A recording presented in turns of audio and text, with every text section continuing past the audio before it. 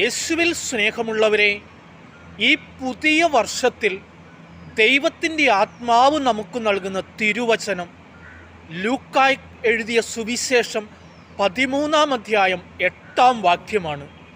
യജമാനനെ, ഒരു വർഷം കൂടി ഇവിടെ നിൽക്കട്ടെ, ഞാൻ അതിൻ്റെ ചുവട് കിളച്ച് വളമിടാം, മേലിൽ അത് ഫലം പുറപ്പെടുവിച്ചേക്കാം, ഇല്ലെങ്കിൽ നീ അത് വെട്ടിക്കളഞ്ഞുകൊള്ളുക.